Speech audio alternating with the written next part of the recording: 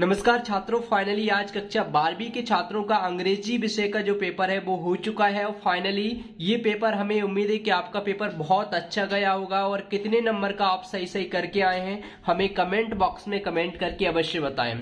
तो आज हम इस पेपर का एनालिसिस करने वाले हैं, साथ में इस वीडियो में आपको सॉल्यूशन भी बताने वाले हैं। तो कौन कौन से आंसर सही थे इसकी जानकारी के लिए आप इस वीडियो को पूरा जरूर देखें। अगर आप हमारे चैनल पर पहली बार आए हैं, चैनल को अभी तक आपने सब्सक्राइब नहीं किया है तो चैनल को अवश्य सब्सक्राइब करें, साथ में बेल आइकन को ऑल पर अवश्य प्रेस कर लें।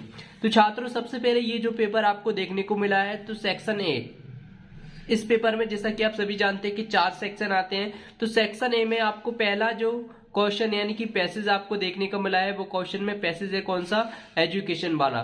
तो इस पूरे पैसेज को पढ़कर आपको समझकर नीचे दिए गए क्वेश्चनों के आंसर निकालने थे। तो इसके क्वेश्चनों के आंसर सही सही कौन से हैं, चलिए मैं आपको इस वीडियो के माध्यम से बता देता हूं।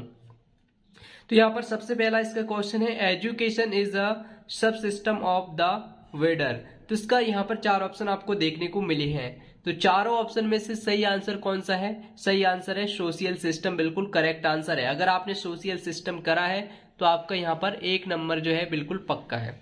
तो यहाँ पर एक प्रश्न जो है वो 1 नंबर का आपको 1 नंबर आपको देने वाला है, तो इसलिए आपका 1 नंबर पक्का। इसके बाद में our society is passing through momentous change in its value system due to. इसके बाद में यहाँ पर ग्लोबलाइजेशन या फिर मॉडर्नाइजेशन या फिर ग्लोबलाइजेशन एंड मॉडर्निजेशन या पर पॉलिटिकल चेंज। तो यहाँ पर सी यानी कि सी वाला जो ऑप्शन है बिल्कुल करेक्ट आंसर है, यानी कि ये वाला बिल्कुल करेक्ट है। इसके बाद में है तीसरा वाला, देखते हैं, is an informal agency of education, family, school, office, college.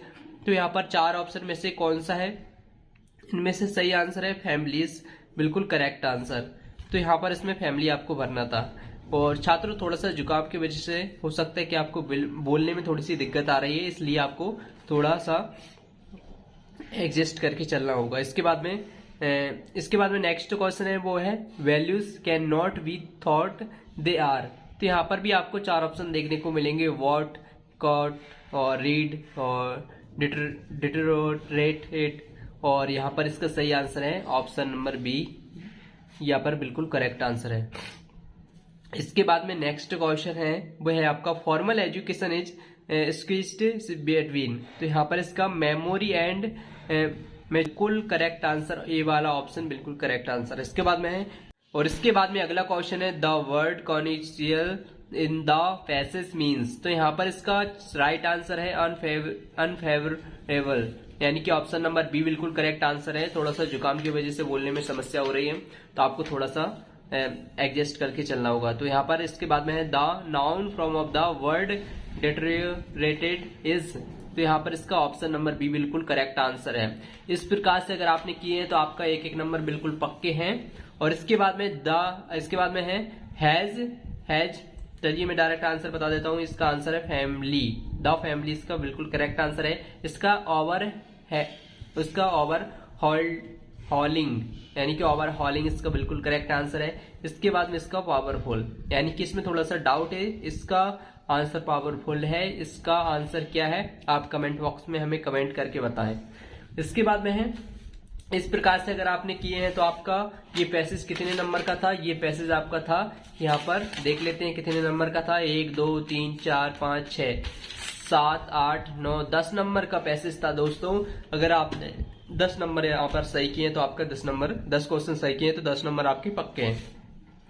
इसके बाद में फिर से अगला जो क्वेश्चन है ये बहुत ही अच्छा क्वेश्चन है। इसमें आपको ज्यादा कुछ नहीं करना होता है, इसमें ज्यादा क्या करना होता है, make notes on the above passage, यानी कि आपको इस पैसेज को पढ़कर थोड़े से सिंपल से आपको जो मेन पॉइंट है वो निकालकर आपको नोट्स तैयार करने होते हैं। Give a suitable title to the passage, और इसका एक पैसेज को पढ़कर समझकर आपको क्या करना होता है, एक टाइटल, जैसे कि हिंदी में गद्यांश पद्यांश करते हैं तब उसका शीर्षक लिखते हैं, तो इसी प्रकार से इसका एक टाइटल होता है, शीर्षक होता है, वो देना होता है किस टॉपिक पर ये पूरा पैराग्राफ है। और साथ में इसका एक नोट्स आपको बनाना होता है, इसकी मेन पॉइंट जो है वो क्या है, तो इस प्रकार से आपको करना होता है।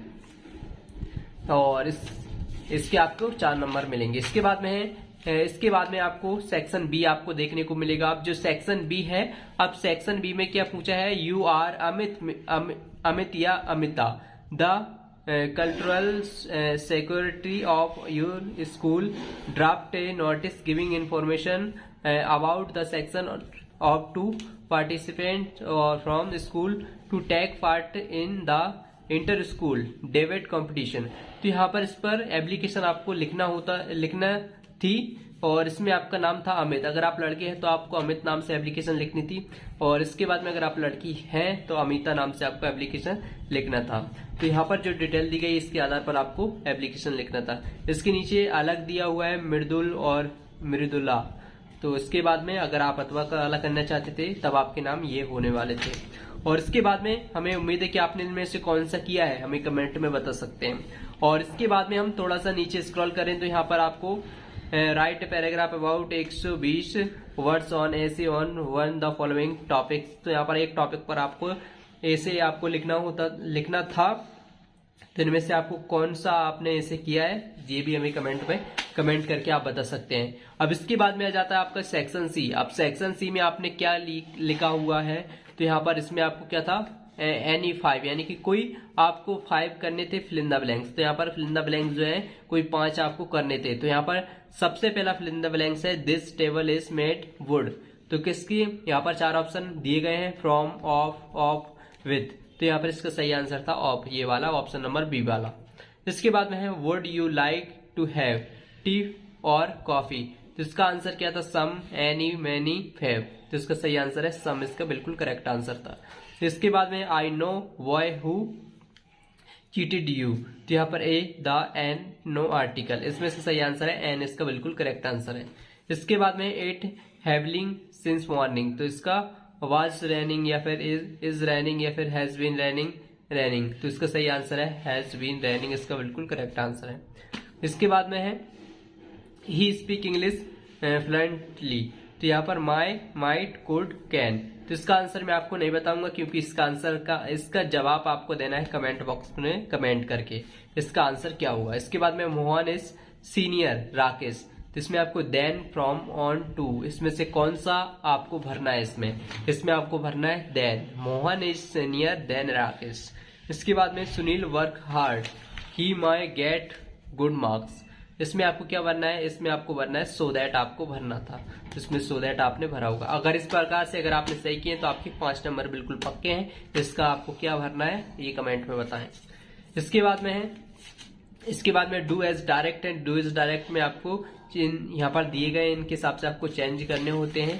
तो इसके सभी आंसर और साथ में ये जो क्वेश्चन नीचे दिए गए हैं इसका आपको हेयर कटिंग सैलून होगा, इसका महाराष्ट्रियन होगा और इसमें इस प्रकार से ये सभी क्वेश्चनों के आंसर आपको वेबसाइट पर अपडेट कर देंगे क्योंकि बहुत बड़ा पेपर है और सारे क्वेश्चन अगर हम इसमें सारे क्वेश्चनों के आंसर बताएंगे तो वीडियो काफी ज्यादा लॉन्ग हो जाएगी।